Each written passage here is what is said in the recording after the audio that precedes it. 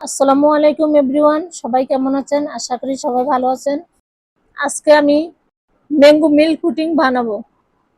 প্রথমে আমগুলা খোসা ছাড়িয়ে হাতে এভাবে রস বের করে নেব। আমি এখন রস বের করে নিয়েছি। এখন এটাকে এখন ভালোভাবে একটু মেশ করে নেব। এখন একটা ছাঁকনি দিয়ে ছেঁকে নেব।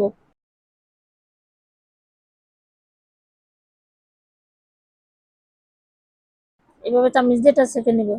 আমার ভিডিওটা যারা দেখছেন শুরুতেই প্রতিবারের মতন একটা লাইক দিয়ে দেখা শুরু করবেন।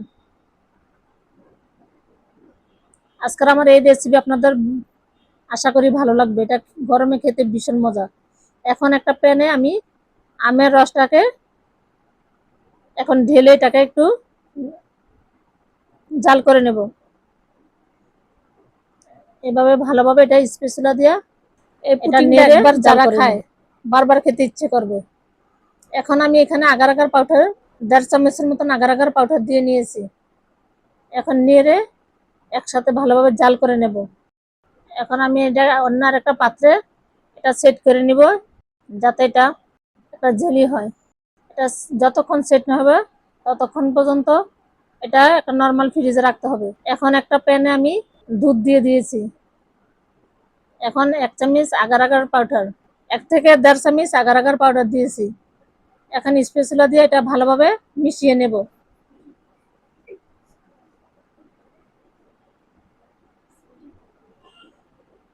এখন আমি এখানে কিছু চিনি দিয়ে দিয়েছি।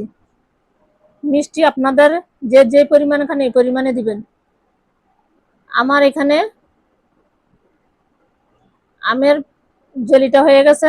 এখন আমি এটা ছোট টুকরা করে কেটে নিব।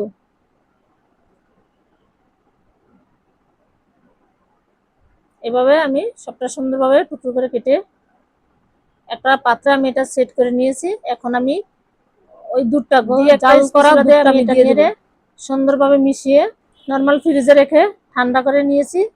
এখন আপনাদেরকে এটা মোল্ড আউট করে দেখাবো। এভাবে ছুরির সাহায্যে এটাকে সাইডগুলোকে আগে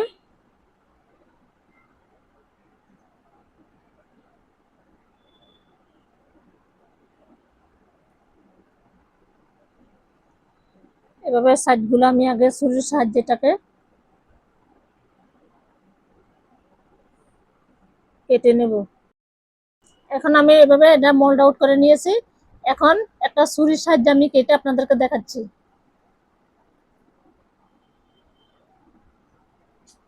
এভাবে পিস পিস করে কেটে নিয়েছি। এখন আমি একটু খেয়ে দেখাবো আপনাদেরকে। এটা খেতে ভীষণ মজা হয়। যারা এতক্ষণ আমার ভিডিও দেখেছেন, যারা আমাকে সাবস্ক্রাইব করে নাই, প্লিজ সাবস্ক্রাইব করে আমার পাশে থাকবেন। ফেসবুক পেজ থেকে দেখে থাকলে ফলো দিয়ে আমার সাথেই থাকবেন। এই গরমে এটা